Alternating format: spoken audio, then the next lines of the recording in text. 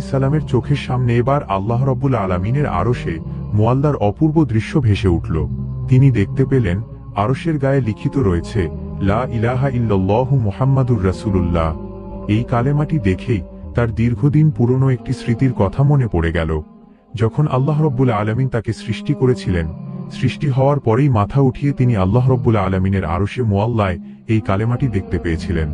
এরপর হযরত আদম আলাইহিস সালাম আল্লাহ রাব্বুল আলামিনের দরবারে দুই হাত তুলে পুনরায় মিনতি পেশ করতে লাগলেন, হে আমার মহান প্রতিপালক, আপনি আপনার প্রিয় হাবিব হযরত মুহাম্মদ সাল্লাল্লাহু আলাইহি ওয়াসাল্লামের উসিলায় আমাদের গুনাহ মাফ করে দিন।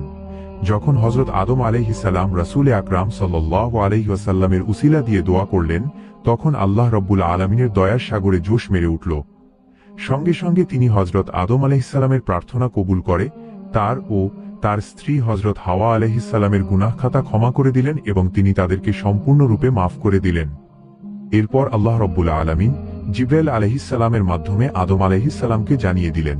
জিবরাইল আলাইহিস সালাম আদম আলাইহিস সালামকে বললেন, হে আদম, আপনি এবার আপনার দোয়ার মধ্যে মুহাম্মদ সাল্লাল্লাহু আলাইহি ওয়াসাল্লামের উসিলা উল্লেখ করেছেন, আর এই কারণে আল্লাহ রাব্বুল আলামিন আপনার দোয়া কবুল করে নিয়েছেন এবং আপনার ও আপনার স্ত্রীর গুনাহ খাতা ক্ষমা করে দিয়েছেন। এই দোয়া যদি আপনি গুনাহ করার পরে বেহেশতে থাকতেই করতেন, তাহলে আল্লাহ রাব্বুল আলামিন সেখানেই আপনাদের গুনাহ ক্ষমা করে দিতেন, আপনাদের আর দুনিয়াতে আসার দরকার হতো না। তখন হযরত আদম আলাইহিস সালাম বললেন, ওহে জিবরাইল, এতদিন আমি এই কালেমাটি মনে করার চেষ্টা করেছিলাম, কিন্তু এমনভাবে ভুলে গিয়েছিলাম যে আমি কিছুতেই তার কথা মনে করতে পারছিলাম না।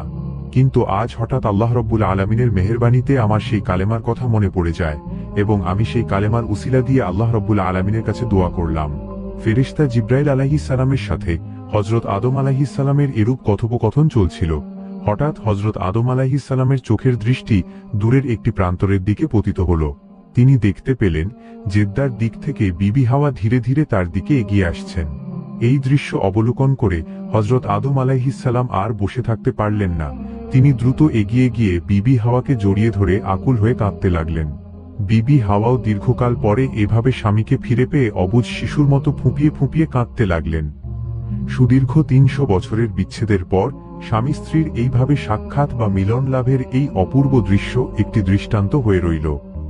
হযরত আদম ও বিবি হাওয়ার ক্রন্দন যেন কিছুতেই থামছে না।